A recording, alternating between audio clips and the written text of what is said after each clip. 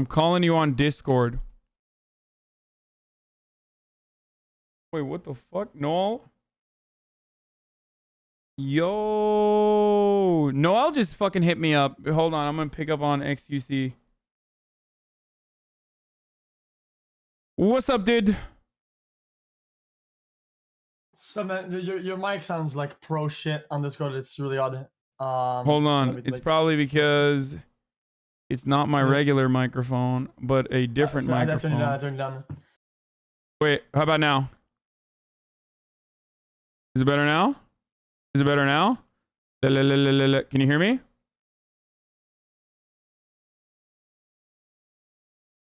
Output device. It's working. Oh, okay. Yeah, I think I fixed it. Can you hear me now? What? Yeah, I didn't look at your take on this, okay? But I could be wrong about this.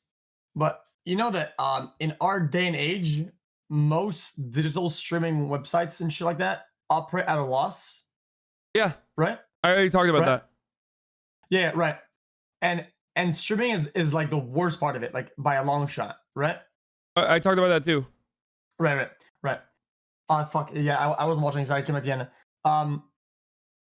I think if streamers of like decent size ran ads properly, it would have never been a problem. The problem is cocklords like me. And me too. I'd fucking never run ads on purpose. Yeah, we ruin it for everybody else. Yeah. Because me and you and other decently big size streamers don't run ads. They have to do this because we ruin it for everybody else. Yeah. I know. Right. Well, that's part of the reason why like some streamers literally get contractual obligations to run ads so that they can at least have like high premium higher CPM ad slots that Amazon can sell to advertisers, which they're literally already selling, but they're not but advertisers are not getting their end of the bargain when you can't even fucking you can't really sell those ads. But the point I was trying to make is ultimately we don't control it. That was what I was talking about. Like we don't have any control. If Twitch wanted to shutter their doors tomorrow and decide it's no longer profitable, we're shutting it down, they won't. There's other reasons for it. But if they wanted to do that, we just have no power. And it's something that it's a somber reminder of that reality when they do something like this, when they start pumping out ads without like literally asking the streamers at all. I wonder what would have been better. A test like this or an email saying, yo guys, run 1 minute of ads if you're a partner, like 1 minute every hour or something like that, or like trial it or something, or like make it like an effort to push people to do them like privately instead of putting like a public notice that they'll be forced on everybody else, you know? Yeah. Well, my fear is that element doesn't change. Like the element that like the control that they have over the platform doesn't change no matter what. So like tomorrow they could literally change it again. And that's just the truth. You know what I mean? Like tomorrow they could do fucking, if they're doing if they're giving you 30 minutes of ad-free experience for 3 minutes of ads, which is what Asmongold is talking about, they could literally change that to 50-50 if they wanted to. I mean, they could turn on your channel without telling you why. Right? What did you say?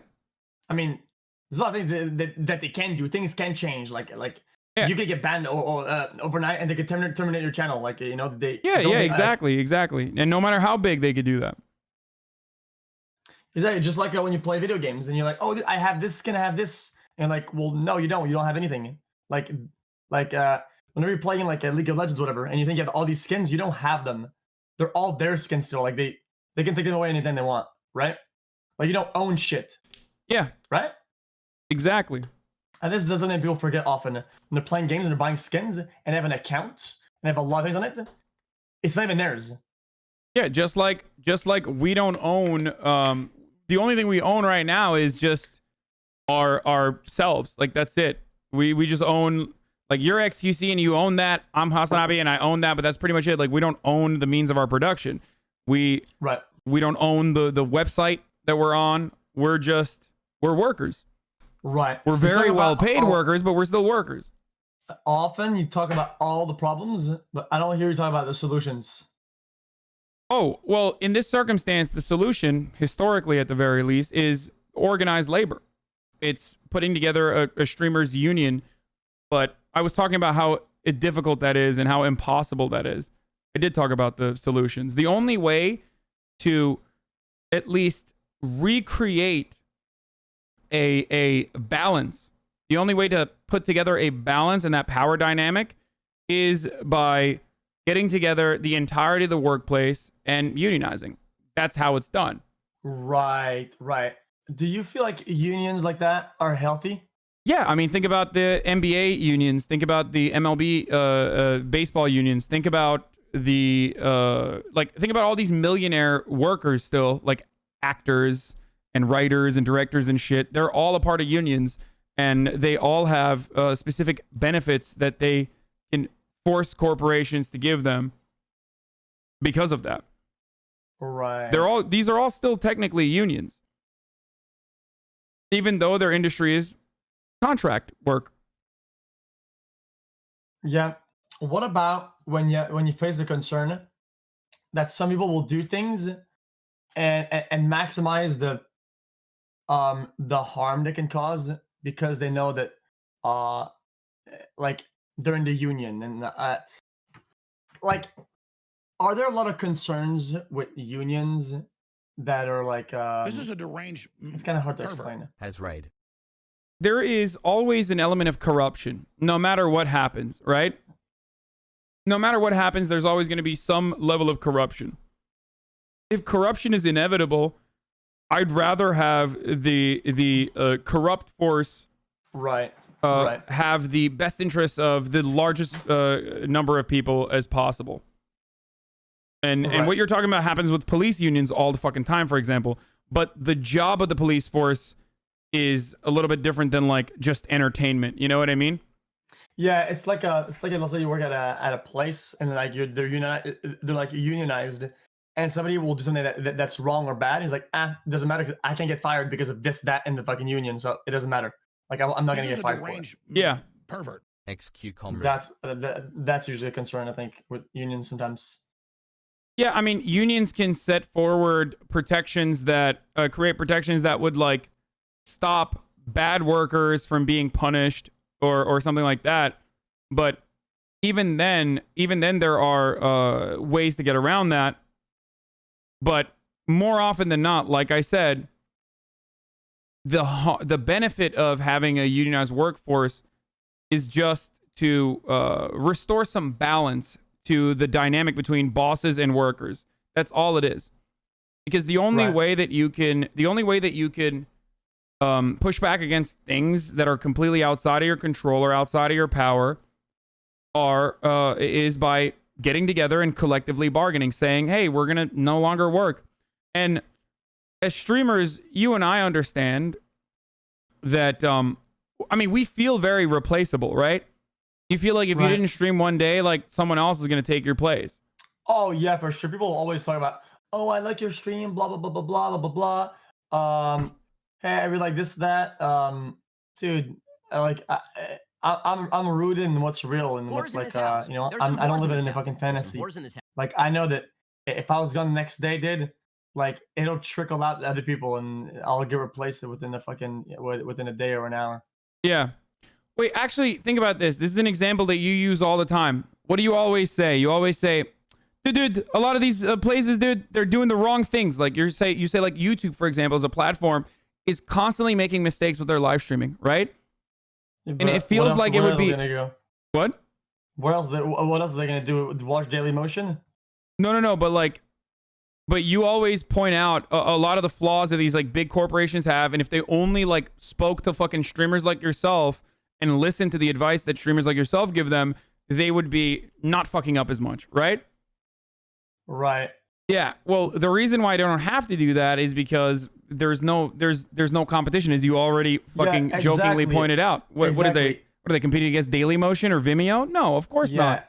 If you had 10 new just chatting political good-looking Andes, you would start making content pieces and interviews with live people, and you would bring guests on your show to try to stay competitive with the content, but you don't have to. Right? Yeah. You're thinking about it from streaming point of view, but you're not thinking about it from like the streamers being workers, though. Yeah, you're saying that competition would force my hand to improve my product, but I'm already constantly trying to improve my product as best as I can. Yeah, true, but and so are you. Like, yeah, you're all not. of us can do much better, and results are very counteractive. Like I feel like good results and positive patterns are damaging content overall, and that I think people coming from YouTube and shit like that, and people coming from like more like company sided things, less it's not all bad, you know. Having produced shows and more organized broadcast isn't bad, because it might inspire and it might upset people into improving their content, and we'll have overall better content in the end. Yeah, but what I was trying to say is not specifically from the point of view of like YouTube having no competition, but what I was trying to get you to recognize here is that like the way that you could force YouTube's hand or Twitch's hand, the only way, as a matter of fact, to be able to force their hand is unfortunately through, or I guess fortunately, through unionized collective bargaining. Yeah. You're right. I have a question though. What if your workers are wrong? That can happen as well. Certainly. Can that be more damaging? Just like when let's say the whole community in a video game of that playing competitively want a certain change, and they get their change, and the change was wrong. Yeah, that can definitely happen. But the counter to that is that there is no element of balance right now. Like when a company is wrong, we expect the company to be wrong. They suffer the consequences by, getting hits in their profit. But the company can make that.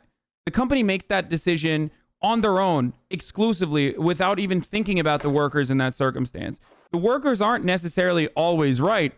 It's just that collective bargaining in this circumstance is just to reinstate some level of power to the workers so that they can offer protections, or they can bargain for protections. That's it. I'm not even saying that like worker unions are always right. I'm not saying that there's not corruption there. What I'm simply stating is unionizing is just about adding an element of power to the equation, because no matter which way you look at it, divided we beg, but united we bargain, because the only power that we have is when we stand together. Yeah, and that's the truth.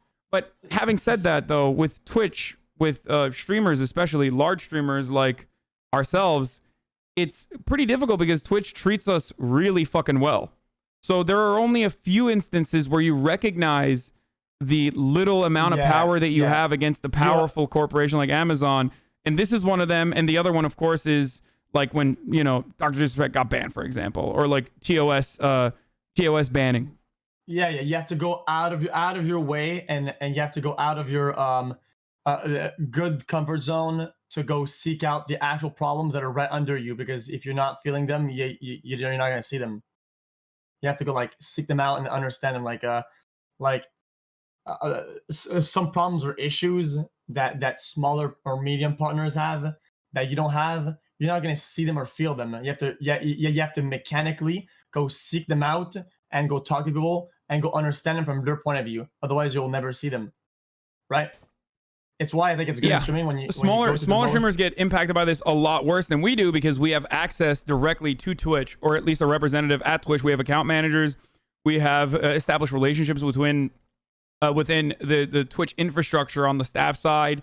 So we have a direct way to have a conversation and have people hear our concerns. Right. Like they want to know. I mean, I'm sure you've been asked this too, but like Twitch wants to know what I personally feel about ads being blasted on my platform, like ads being blasted on my content. Like they want to know. They want to hear feedback from someone like myself. Will they listen to their feedback, and will they change their mentality? I don't know. Yeah, exactly. Feedback is good, but at the end, there's like their winning condition. They still need something to submit, like that. If they're doing it, it's because they need it, right? So the solution and feedback you'll find won't be a middle ground. It'll be much more on their side and your side, regardless of what you think or what you give as feedback. We think it's great that right? our employees are like when there's a need from corporate, let's say that, oh, we're not making money, right? And we need the ads to run to make this valuable and good. Your feedback and solution, if it doesn't include you running a ton of ads, won't really do much, I think. Yeah, I mean, there needs to be a back and forth, if that's what you're saying. Like, there needs to be a back and forth between like streamers and the platform, because obviously, like, the owners of the platform have a better understanding and have entire fucking groups of people dedicated to like making it more profitable and having longevity on Twitch. But even to have like a true back and forth, you need to have some power. And if streamers are seen as replaceable labor, then they have no power, because there will always be a new XQC or there will always be new political Andes that take our place when we get banned or when we are done streaming and we no longer want to stream or move somewhere else, you know?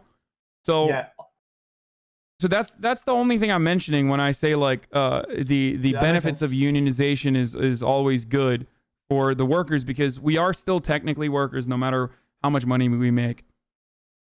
Even though we are business owners on top of that. Yeah, sometimes I want to, seems kind of weird to say, I kind of want to relive the motions, because, you know, like, I was like a 0 viewer streamer. Like, I was like a 10 viewer streamer. I was like 100, 1,000, right?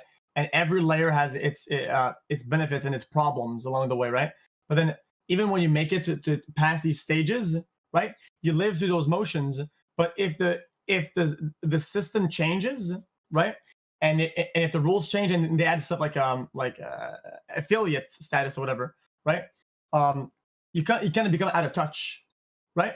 Because you would have to relive those problems and relive the whole thing, but that's not possible. So it's kind of hard to like. It's hard to put yourself in the shoes of someone who's just up and coming. Yeah, because you were there, but now the game changed, the system changed. Yeah. There's new hurdles and new bonuses. It's kind of hard.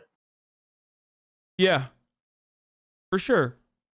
But that's just like, that's for everyone. Like, everyone has these sorts of these sorts of issues. But it's good that you recognize that at least, and then you work against it. You know? Well, at the time we didn't have affiliate. Affiliate, I think is one of the best things to ever be implemented. I feel like affiliate is like really good. I feel like that saved a big portion of Twitch. Because there used to be a time where I could get partner, and they would never answer me. And my only French competitor in League of Legends got partnered out of some random whatever, out of the wazoo, just got partnered. And he would do like sub games, sub raffles, sub whatever.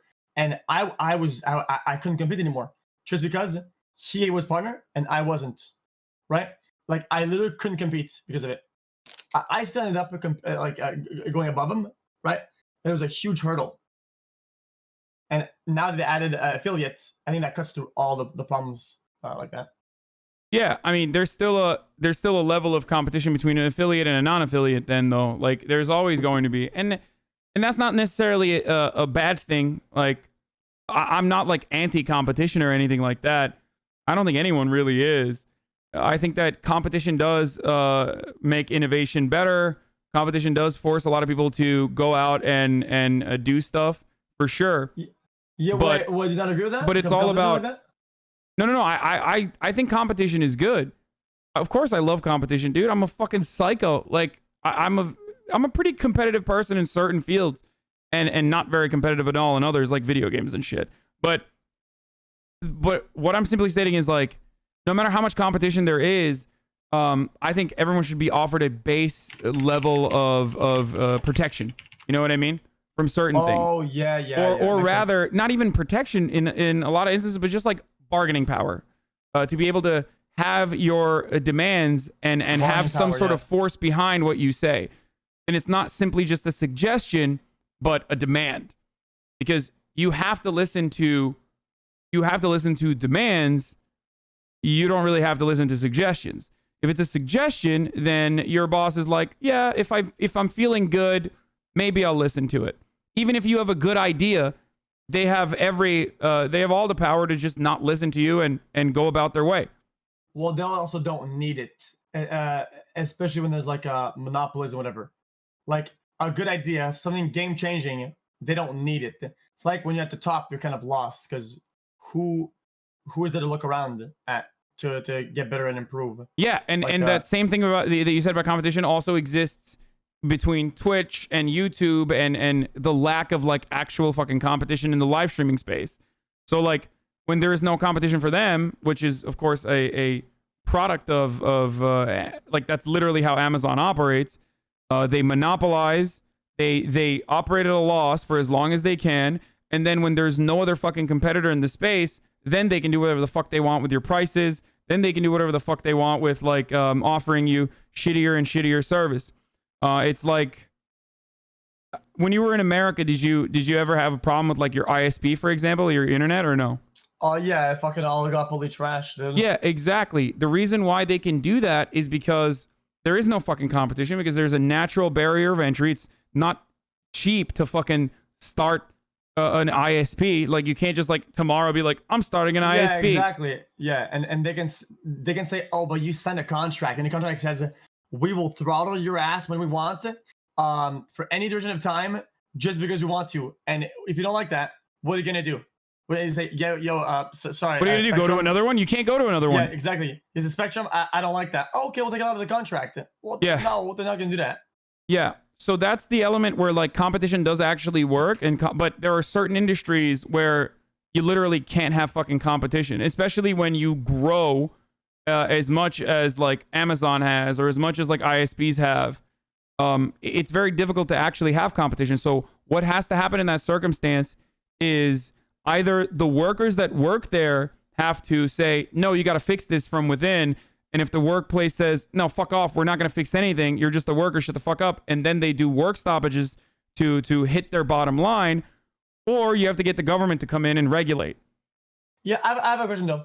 How often do you think a corporate or a big multinational entity or whatever knows better and does something that they can't like explain or whatever, that is just for the greater good, but you think it's the opposite and you can't see it?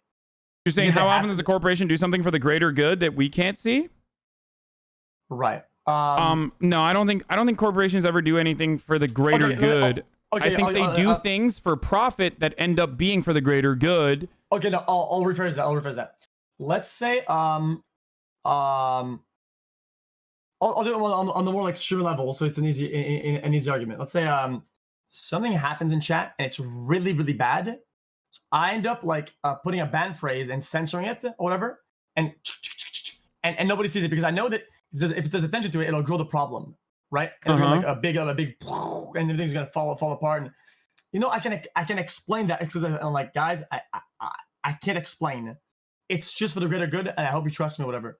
How often do you think things like that happen? Within corporations? Oh yeah. Let's say in a realm or world where ISPs knew for a fact that it was like damaging for the planet to run the internet at max speed all day, and they incrementally lowered the speed because of like prime time and non prime time hours, right? To make it more like ecological. Right? Well, why wouldn't they reveal that information though? Yeah, you're right. They would justify, that would be an immediate justification for their throttling, which is a significant problem that consumers hate. So the point is this: we know what you're talking about. I don't know an example of, right? But what we do know is you're talking about a space where you're competing with a fuckload, with like literally pretty much every other human being on the planet that can tomorrow become a massive streamer with it by exploding, right? Whereas ISPs have created a space where they literally are not, so they don't have to do that. As a matter of fact, the primary motive for every corporation is to literally get to that space. Everyone tries to be like Amazon so that they don't have to do that, and they never do that. At the very least, like throughout history, they have not done that. They do the exact opposite, as a matter of fact, whether it be like environmental regulations that they skirt, or they literally fucking like misrepresent to the EPA, for example, to like federal authorities, because it doesn't matter when they're dumping toxic waste into the river, like they're making money, and the complications that arise from that are going to come back and haunt them maybe fucking 20, 40 years down the line. Yeah, and they'll just keep dumping as much as they can. Yeah, you saw the movie. It's a really good movie. What was it, like Dark Waters or something? Yeah, exactly. Big Tobacco is an example of this. ExxonMobil is like a literal example of this currently still, where they've known since 1989 that carbon emissions were going to destroy the planet and global warming was going to happen. And instead of revealing this information to the government and trying to do something about it because it would destroy their business, they literally kept it a secret for as long as they did. Right. And then on top of that have worked against to develop counter messaging around it. Because everybody just wants to make money in the short term and don't want to necessarily think about like the harm that it causes to people in the long term. When people are stupid and have like flaws and are like, let's say, greedy, I feel like it gets way worse in groups. People are stupid, but they're much stupider in groups, right? And I feel like sometimes when there's like corporates, it's such a big machine and so many moving parts, and people at the top, like let's say there's like a meeting or whatever with like 20 people. It's like, yo guys, we could do that for like a crazy amount of profit. We could roll so hard with all this profit. Like if it comes up to a vote. Well, that's historically not true either, because when people do find out, if that was the case, then they would put it up to a vote and not keep it a secret, and only the board would know. You know what I mean? Right. People are dumb for sure, but when they get together, there are so many different opinions. There are so many different opinions that are represented. There can be back and forth conversation as long as everyone has access to the same information and knows the consequences. If in 1982 or 1989, like every single person that worked inside of Exxon, all the way down to the fucking janitor, was aware of this information, to be like, well, what the fuck? I don't want my future for my children to be destroyed. That sucks. And they could probably do something about it, even if it hurt them in the long term. And that's the reason why they don't let people know about this sort of information. They try to keep it hidden as best as possible, because greed in that circumstance is a much more powerful motivator than the collective learning about the inevitable consequences. If that wasn't the case, they would. If that wasn't the case, they wouldn't literally have like whistleblower protect. Like they wouldn't have such terrible treatment of whistleblowers, for example, people that come out and like speak out against corporate practices. Right. Then it comes on fear is also a big motivator then, right? Yeah. They keep you muzzled with fear. Like even me having this conversation sets me at odds with the ultimate like profit motive of Twitch. So it's definitely not a conversation that Amazon ever would want me to have, but I'm still having it because it's at the heart of my worldview and it's something that I believe in.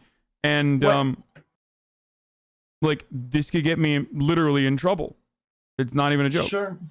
Sure. I feel like I saw something about this. I always talk about this. The frog in the pan analogy. Ever seen that before? Yeah. Right. Where they don't know that they're burning until they boil, until they reach the boiling point. So there's like two types of fear. Let's say what scares you the most? The fact that the earth is gonna boil up and end up exploding, or you losing your job and your income right now and not be able to feed your family, right? And I feel like the fear of like environmental fear will always be like a little bit like under the rug or whatever, because it's like the frog, right? You can't see it, you can feel it, and then it blows up in your face. And I feel like that's kind of like how we operate as humans. We don't change stuff, we don't do anything until things literally explode in our face and we die from it. Yeah, but even in this circumstance, when it's exploding in our face, look at what people say about climate change. Like, they deny it, they say it's a lie, they say it's like different factors. Like, Trump turns around and will literally say, oh, like all these wildfires aren't happening because climate change has made like the California forests an environment for even more wildfires than before, with like all the fucking dry land and shit like that. But instead, it's like Antifa that's lighting the forest on fire, or instead it's just the shrubbery, it's the bushes that they don't fucking sweep around. So it's very it's very powerful. It's very difficult to to go against that, especially when there's a lot of financial motivation tied to misinformation in this way. Right. You know, isn't there experts to counteract that? There are, but they don't. But they, first of all, they have their own set of experts that they literally fucking lie through. Like the Koch brothers, for example, is a pretty good example of this. Like they're in the oil business.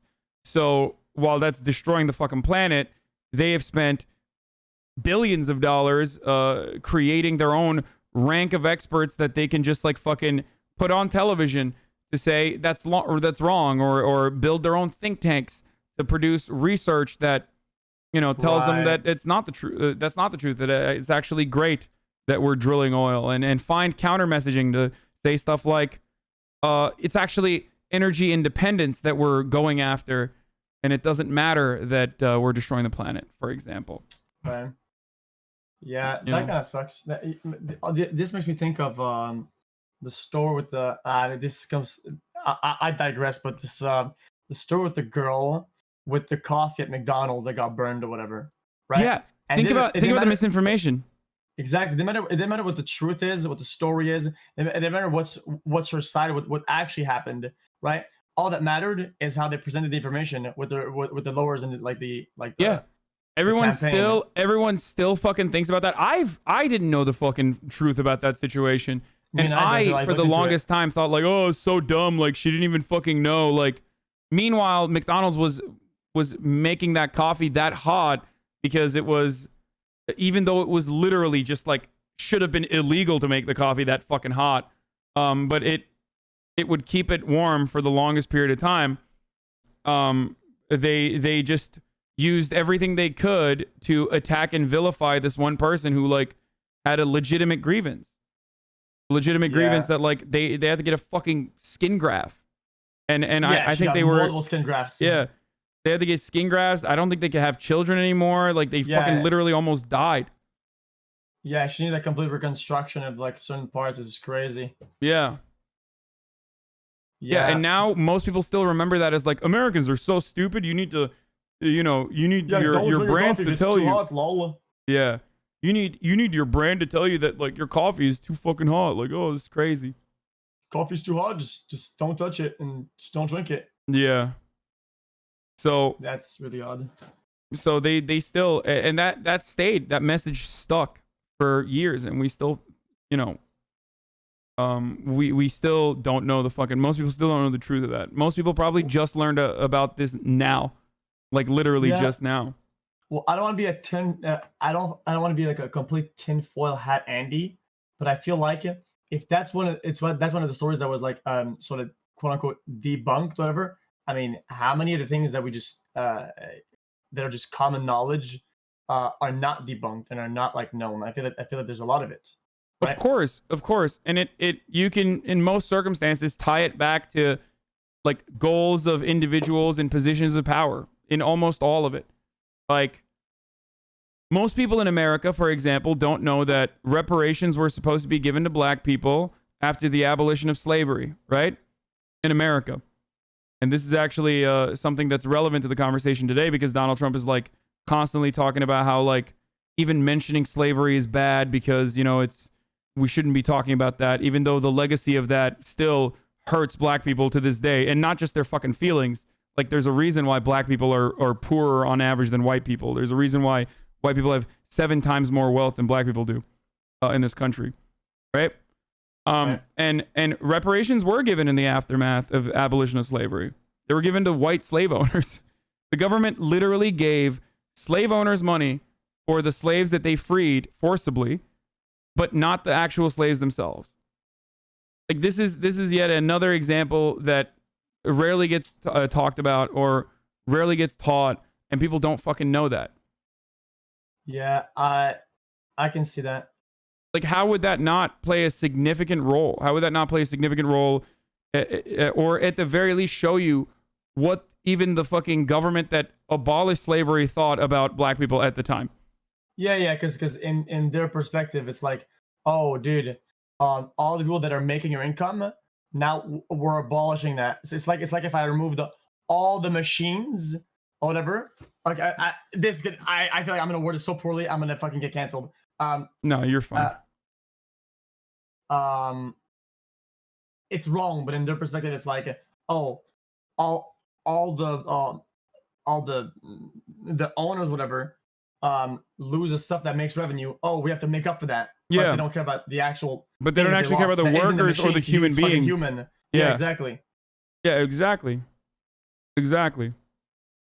And that's it. That's at the heart of the same dynamic that we were talking about earlier. To like bring it back to fucking to in some way bring it back to misinformation that favors those in positions of power, and also the dynamic between someone who is a laborer and a worker who creates value versus those who take that profit and do whatever they want with it. Interesting. Yeah. Interesting. It's just how it works. And I don't even claim that I know what the fucking perfect future is. Like I think that there are plenty of problems with past examples where people have tried and failed pretty significantly to find a different organization of to create a different version of the world or a different organization of the economy, socialism or the USSR, for example.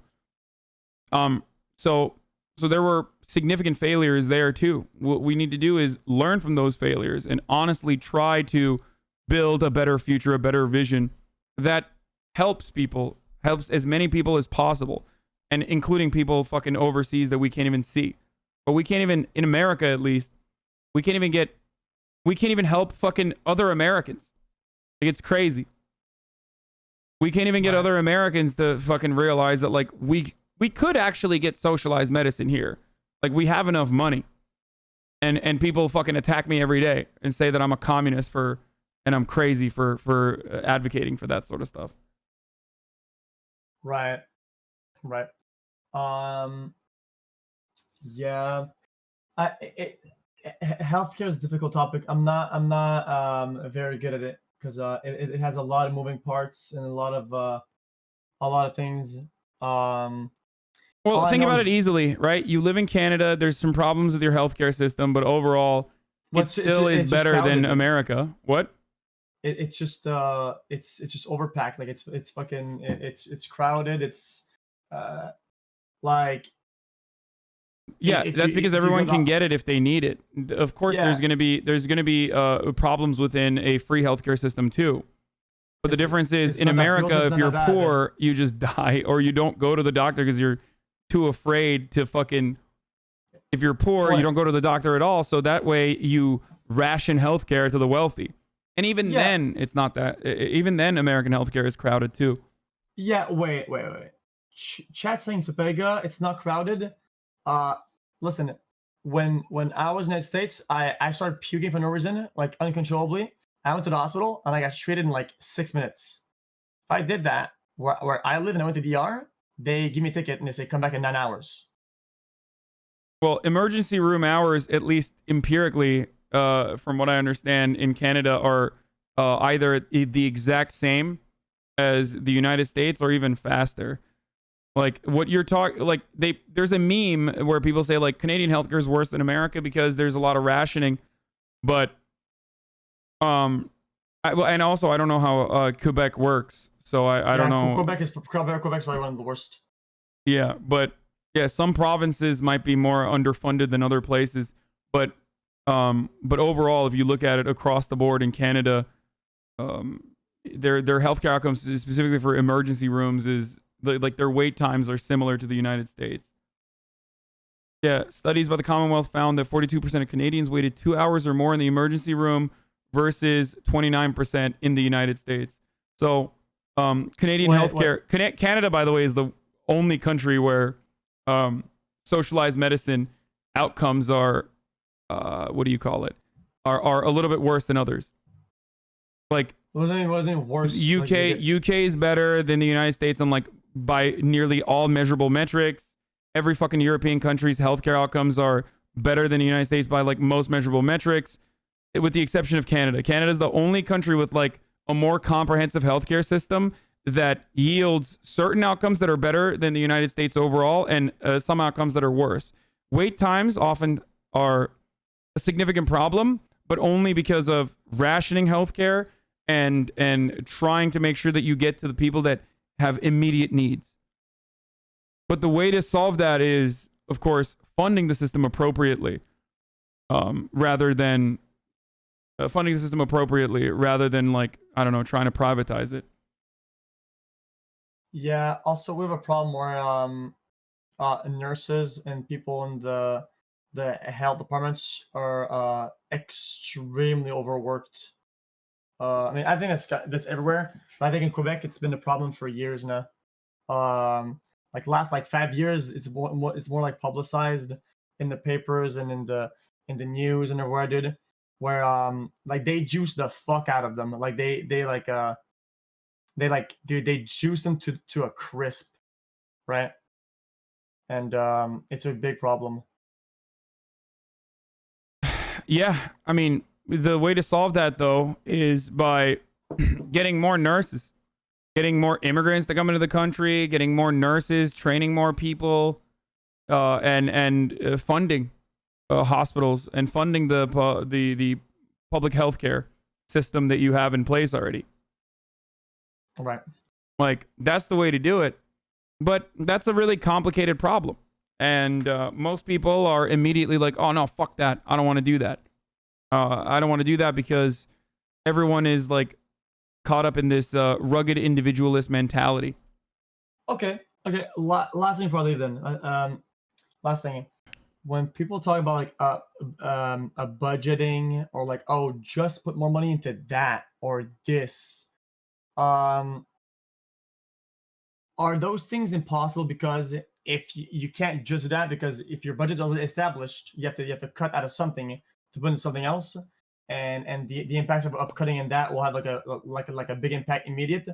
Just like I don't know how the U.S. military works, but I would assume that some countries or some places or some sort of something depends on a part of U.S. military, right? And if they just cut overnight, it would have like certain impacts, right? Sure. That's what I would assume. Yeah, like if America cut its military spending in half tomorrow, then how the fuck do you pay for all the veterans' salaries, for example? Like, are you going to just fire millions of people that work for the military? Like, there's, of course, significant complications that come out of that as well.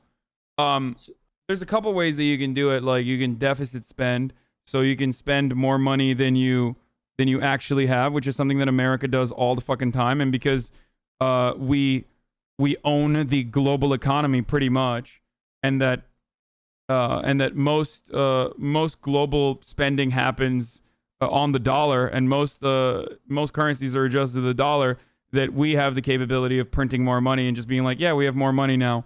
But that's too complicated. I want to get into like quantitative easing and shit. But there is always money, and there's always more money that we could actually suck out of the fucking corporations and the wealthy that we simply do not, because they claim that they just, without any evidence whatsoever, they claim that they're just going to leave the country and go somewhere else, when all evidence shows that they do not do that. They stay in the country even if they're taxed more.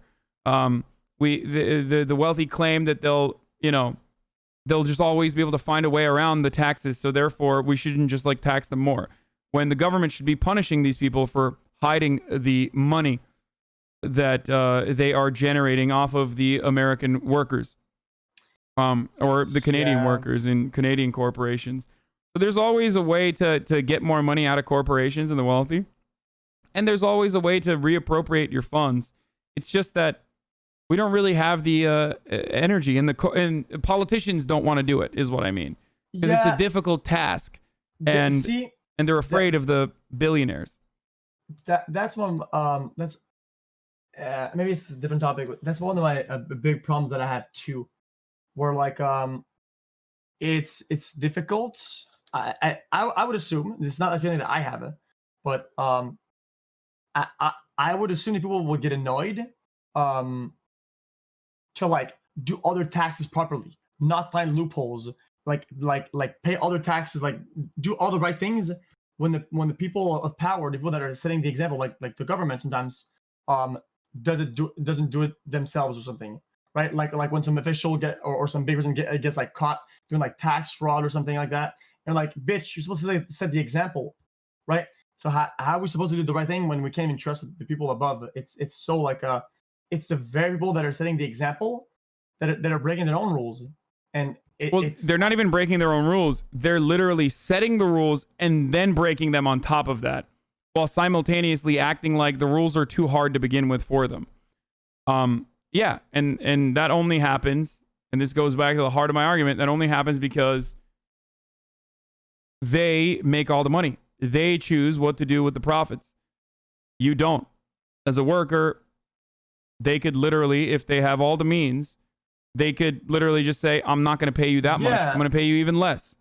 It's a delicate balance that they need to strike, though. So if they underpay you so much, you will recognize the position that you're in and be like, what the fuck? You're not paying me anything while you're living in a goddamn fucking mansion. Fuck you. I'm going to go and take some more money from you. This is bullshit. I can't fucking feed my family. So they have to give you just enough of the crumbs so you shut the fuck up and you're healthy, or you think you're doing well. But while simultaneously taking as much as they possibly can. Yeah, well, it's just upsetting, because then it's like, well, a healthcare system sucks. The roads all cracked up. We can't even drive properly. There's potholes everywhere, right? Yeah. And then you hear like stories of like some government official like giving themselves like raises and bonuses, and then like going on vacation and mismanaging funds, and some top officials doing like tax fraud and shit. And it's like, dude, the people at the top are trolling, and you want me to pay like 57% taxes? I feel like it makes such a hostile environment, and I think that fuels people to do like tax fraud or like to not do tax properly. I think that it's like a big distrust, It's like a very bad environment. Yeah, you're a sucker if you play the game correctly. You're a sucker because you're giving a lot more of the money that you've generated than most of the other people. And it's like the prisoner's dilemma. It's like a game where like everyone else that's min-maxing and everyone else that's not paying taxes or hiding their fucking taxable income is getting away with it, and you're being you're being a sucker for not cheating. That's what you're saying, right? Hello? Hello? I lost. Oh, so I was muted. So I clicked the fucking talk button, but when I'm not streaming, it mutes instead. Yeah. It's like it makes you want to be part of the problem, because if you're part of the solution, there's no positive impact, immediate or long term, or don't feel. No, there is a positive impact. Well, there is, but it's not. You don't feel as much as the one as if you do wrong. And you look all around you. Hey, man. My neighbor's doing it. My peers doing it. My competitors are doing it. And the people above me that are doing the rule are also doing it. So what the fuck am I not part of the problem? Yeah. No, I understand. I understand why it's fucking frustrating. Like, the way I see it is, look, I already make way more money than I know what to fucking do with it. I don't have long-term security, and neither do you, even with the amount of money that you make, because it could all fucking go away tomorrow. But ultimately, we don't have power to protect ourselves forever. So there's always more money that you can make to make sure that you are secure and have a future for yourself without worry that like you might fucking starve or anything like that. But the way I see it is like, I make more money than I know what to fucking do with it. I don't really have a problem, because I understand that I understand that like some of that money, even though a lot of it is being reappropriated to places that I wouldn't want it to go to, like the fucking military and like weapons and so much other bullshit, paying politicians salaries. It does fund good also. Still funds the roads. It still funds the fucking hospitals. It still funds the infrastructure. It still funds the schools. Exactly. You're right. You're right. So that's why I see it. Like, what am I gonna do? Shove it in my ass? That's how I see charity. It's kind of like a. Yeah, there would be no need for charity if the government actually fucking did its goddamn job. That's why I'm frustrated with charity all the time. If you take away the systematic problem and you just look at the actual problem in this scenario, because I feel like if you look at the systematic things, you don't get anywhere unless you make a significant change across all levels. Yeah, and the only way to implement systemic change that is a necessity to better everyone's life is through organization. This is exactly what I preach. This is exactly what I talk about on a daily basis. Like, just like you don't have any power within your corporation because it's literally built like an authoritarian dictatorship. Right. If you work a fucking retail job, your boss is like a dictator. There is no democracy there. You can't be like, hey boss, I don't want to come in on Monday because I'm sick. If you don't have any fucking sick days, your boss is gonna be like, no, fuck off. You're coming in on Monday. I don't give a shit if you're sick. You know? Right. That, if you think about it from the point of view of politics, you're like, what the fuck? That's a dictatorship. Yeah. But we're conditioned into thinking that it's supposed to be that way. It's supposed to be authoritarian. It's almost like the only democracy in that system sort of is actually on the consumer side, whether they buy or not buy. That's kind of like. And even then, there's no democracy there because we're always going to buy. There's no way to organize consumers. Like, there's literally no way to fucking organize consumers to be like, oh yeah, we're not going to use Amazon for the day. Like, there's no way. You can't escape Amazon. They own everything on the internet. Right. They own so much. And it's pretty much impossible. That's why I always say, like, organizing on the labor side is the only effective way that you could make changes in a workplace, and organizing on the politics side is the only way that you can make effective change in the realm of politics. Yeah, it's kind of like dude, like I don't know how you see that. This is kind of just my take. Like boycotting Andy's, like, dude, I'm not buying this anymore. Yeah, good luck. And then you look at the fucking quarterly reports, like, okay, they have increased sales by like 170%. They're like, okay, well, nice boycott, bro. Like they actually went up. But like, what are you on about, right? But what I was talking about earlier about the charity thing is that if you don't look at the long term problem or solution, just straight up just charity, you'll go into charity and somebody will say, oh, dude, if you donate there, the CEO is paid $3 million. Yeah, charity's a scam too, because they're also run like a capitalist corporation. Yeah.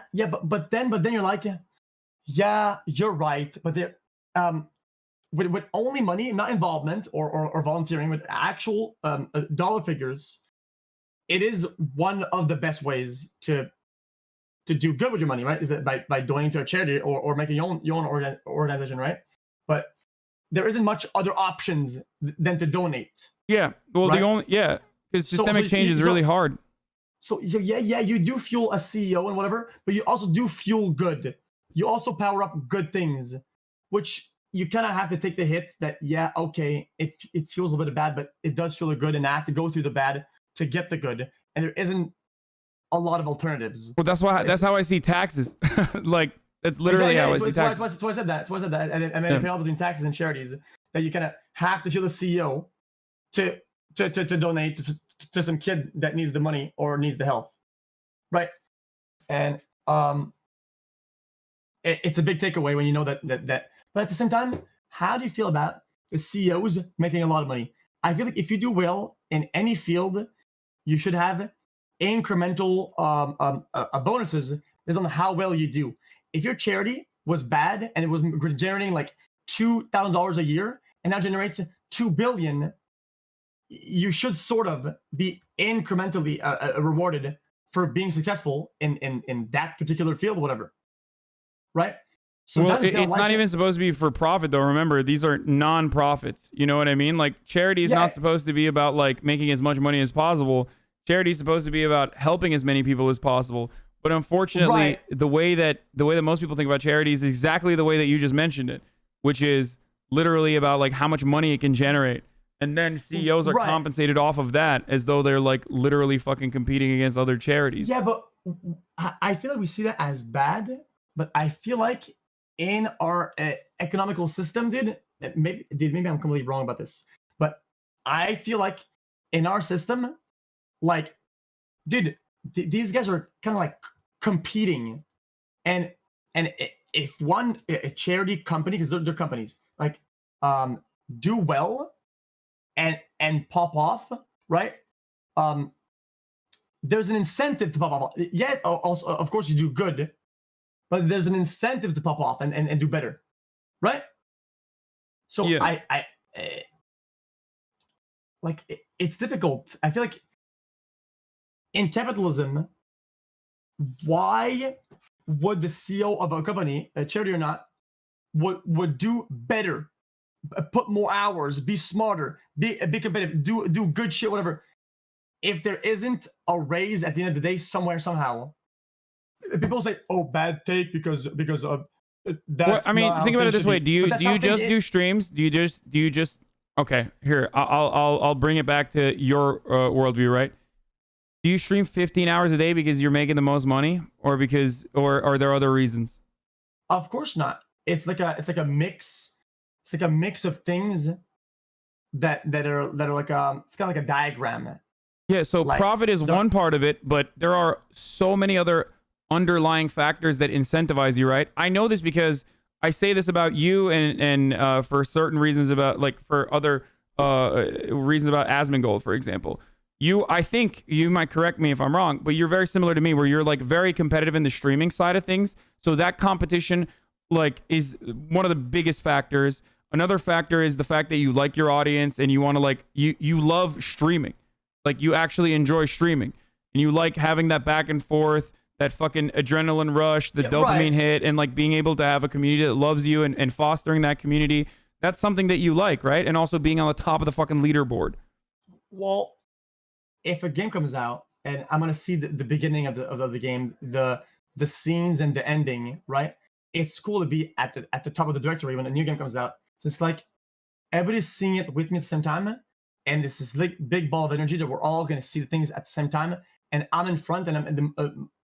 It's like you're in the moment.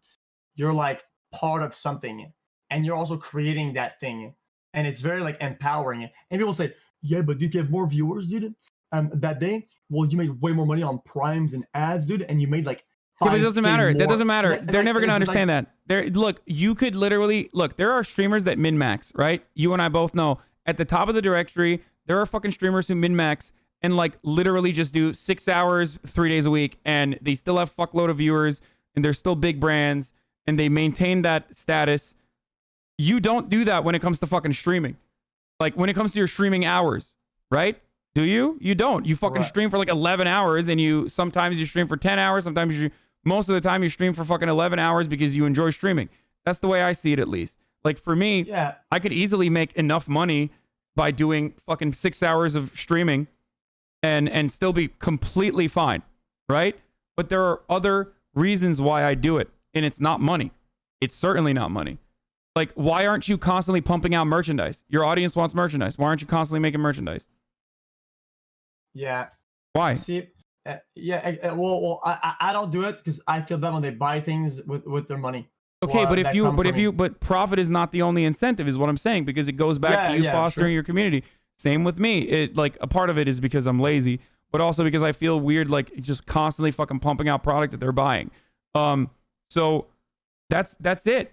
So obviously, even in your own personal worldview, you have different incentives that force you to do things outside of profit. Because human beings, no matter how much we're trained to think that we're only operating on profit, that's not the only reason why people do shit.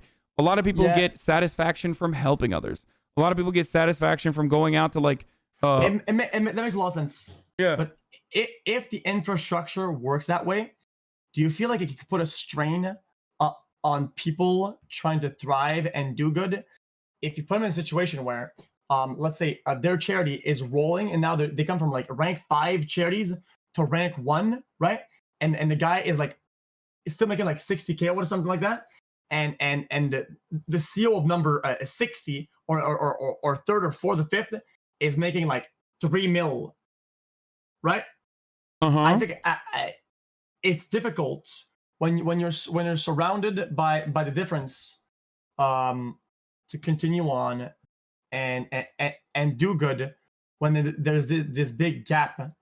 Do you understand? Like, even if you're not all about the money. Yeah. Okay, go on. Even if you're not all about the money with charities, what was your? Well, it feels kind of weird. Like I don't know. Like I feel like, yeah, I can't word my thoughts. This is a little bit complicated.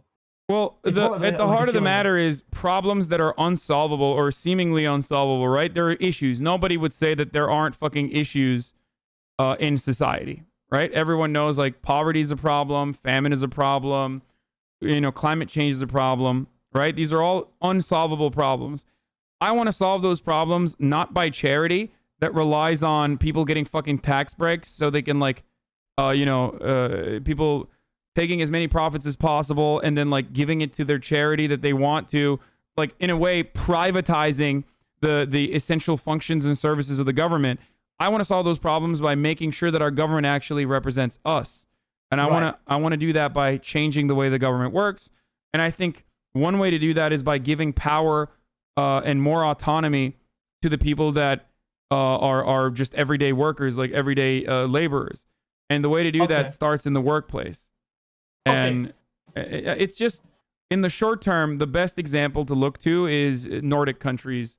And it's not an accident that these countries where like the minimum wage, for example, is insanely high in comparison to the United States of America, they also, surprise, have a 90% unionized workforce, or a 98% of the workforce is under is covered by a union negotiated contract. Makes sense. That's why it works in those fucking countries, and they still have billionaires.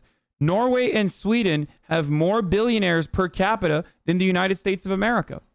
They literally have more fucking billionaires per capita than we do. So obviously, it's not even fucking eradicating billionaires. Yeah. Okay. Well, I have one last question sort of related to that. That's my last thing. I gotta go. Okay. Okay. This is gonna be a very weird take or weird question, and because I always sometimes, since I don't know like everything, I have questions that are very based into the fundamentals. So very like, it's not because I don't understand the specifics of the entire branch of idea, but I try to reconsider the very root of the branch, so I have a better understanding of the whole branch, like taxes. Why is it that people, let's say when they're 18, 19, 20, this will sound weird, let's say make a company or whatever, they'll be taxed the same amount as people that are end of life or old. When somebody is popping off, when they're emerging, when they're growing, why are you cutting them off?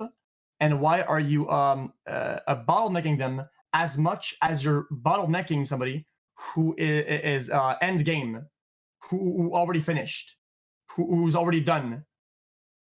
Does that make sense? Yeah, well, that's why there's like... Shouldn't you be helping them?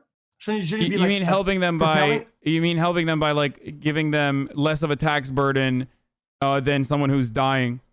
So that's why there's a concept called the estate tax. First of all, when you die, the government takes a bunch of your money and like puts it into programs that help others in the next generation that comes up. But okay, well, let's say right now, dude, I had $0, right? And you, Hasan, you gave me 20K, and I made a business right now. Boom, right? And I'm selling plastic bars, right? And then this year, right, I'm making like 500K because everybody likes my plastic bars. Like I'm rolling it. But I just have my company, right? Like I'm still young, growing, and there's so many opportunities and things that are coming to the future because I just started, right? It's like I'm young.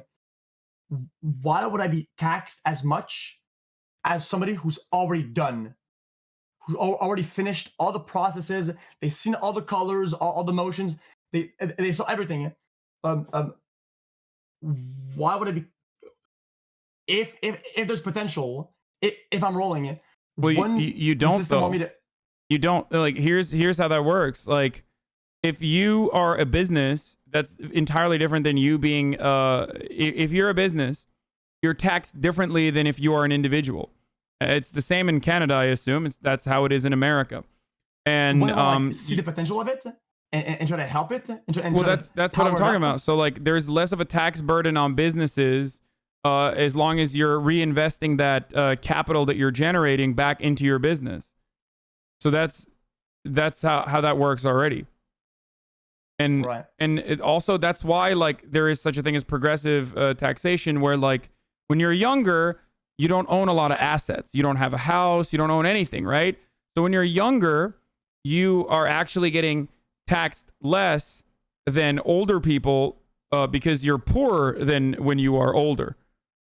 So that's how that works as well. Like you're actually, it doesn't seem like it, but you are technically getting taxed less than older people usually. Okay, yeah. Well, one of the reasons why. But you get subsidies too. Someone is pointing out in the chat that in Canada you get subsidies and tax breaks in the first year of your business creation. Yeah, that makes sense too. Like, because they want more businesses to flourish. Yeah, exactly. So it's kind of like if somebody was kind of broke and then they took loans to go to school to get education, to go to college, and now they're in debt. And it's stacking, and they finally get to the workplace, right? And they get a job that pays pretty well, right? And then bang, they're fucking taxed as much as fucking people who've been done with school and been working for fucking 60 years. Like, dude, what the fuck, man? Dude, I can't even breathe out here, man. You're cutting me through the.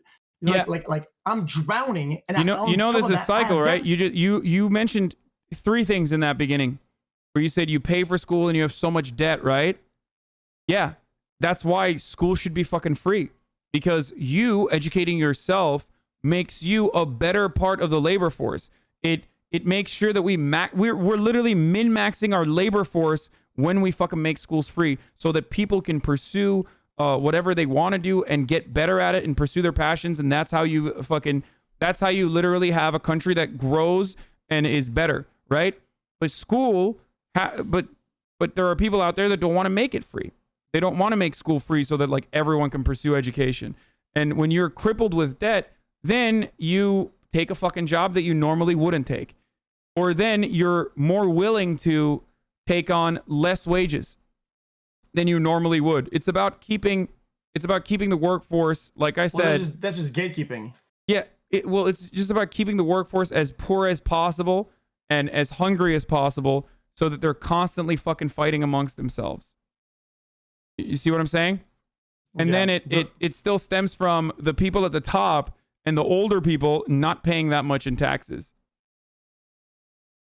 Yeah, I'm sorry. Because I get it. Because how are you going to pay for the school? How are you going to pay for the teachers? Well, you got to fucking get their taxes, right? You got to get taxes from those people and fund the schools back, so the schools are fucking free, so you no longer have to worry about crippling debt and have more power to turn around and be like, yo, I actually fucking don't want to take this job. I want to do a job that I would be better equipped in doing.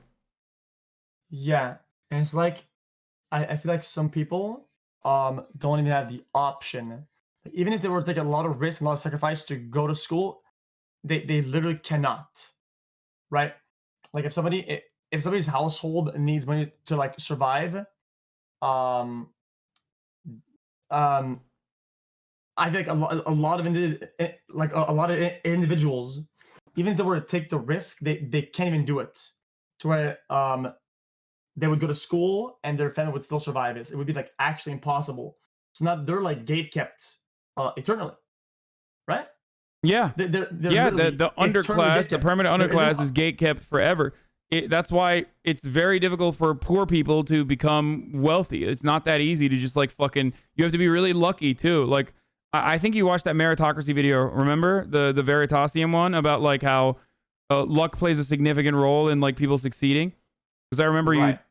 Yeah, I think that's the truth. It's like one of the main things that fucking people lie about is meritocracy. That like every single person that is wealthy and successful is wealthy and successful because they worked harder and worked smarter than everyone else. Sure, hard work is incredibly important. Okay, obviously, if you don't fucking work hard, it's gonna be very difficult for you to achieve success. Working smart is very important too. But there's also additional circumstances that play a role that we don't think about. Like people who are wealthy offering their next of kin, their next generation, opportunities that people who are poor will not be able to do. One of those opportunities is to be able to pay for fucking school, for example, for their kids, and networking opportunities for their kids as a consequence of going to those schools. You know? Yeah, exactly. The meritocracy is a good way to see it. So I don't like to finish this off. Like I'm not saying that like everything needs to be completely equal across the board. That would really suck the life out of the world. I like to compete, but I think that at the very least, at the bottom, we should be offering people certain things that I know we can that greatly improves their lives, because in the long term, that will benefit us more. Because you have no idea, and neither do I, have no idea what kind of fucking gems are out there in like India or in an African fucking country that will never be able to reach their true potential because they were fucking born in Africa. Like, what are you going to do? You were just born in Rwanda. So now you're fucked. You know what I mean? Yeah, it's like I said, what I said last time. It's your spawn point. It's a bad spawn. With the person with the glasses, like they might have a true worth that's better than anybody on earth, whatever. But they'll never be able to reach that because they don't have the tools to explore it. Yeah. Like if a buddy's eyesight's like you could see close or far, maybe you'll have somebody who can see the other planets with his bare eyes, but he doesn't have the glasses to see it, right? So like the basic tools, he doesn't have them. So a lot of like lost potential. Yeah. Exactly. Yeah, there's one thing about meritocracy. That's a good topic. I always think about that, about the things that they deserve, or the things that you get through work or luck. Sometimes it's difficult. You have to remain grounded, right? Yeah, it's why I always talk about like the motions, doing like the motions. You know, having like a good foundation, a good structure, a good infrastructure that will do good and will do better if luck is involved. But regardless of if no luck, it'll still do good. Yeah, right? Certain protections are a necessity, is what I believe in. Like certain things that you need to survive that will greatly improve your efficiency as a worker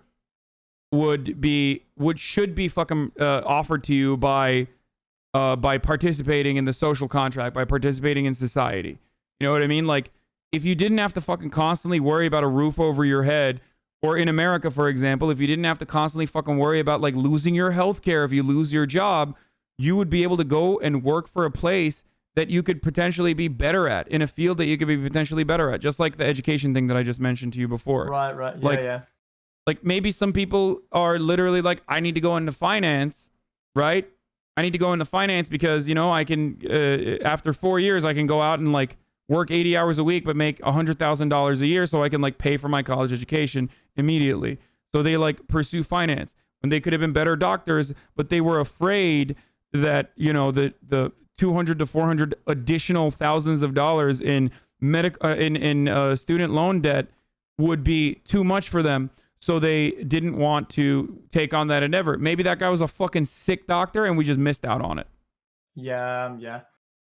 I agree. Maybe there's an insane scientist living in fucking Indonesia right now, but he's stuck in a sweatshop making Nikes for us.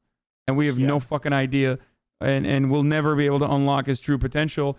And we'll never be able to solve cancer because of that.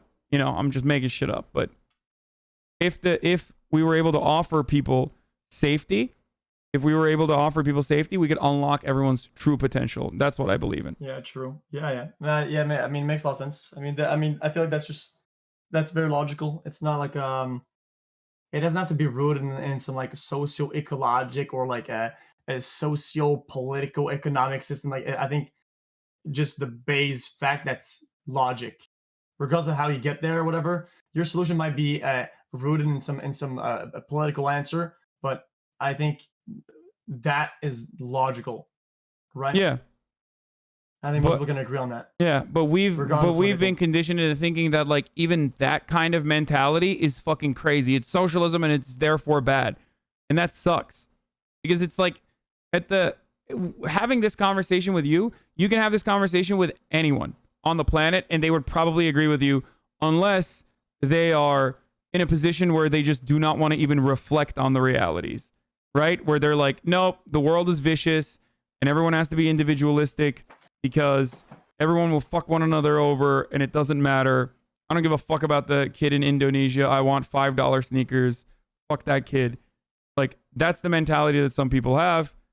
And that's unfortunately currently the way that the system is organized, so that any sort of conversation that goes against that threatens the very fabric of society.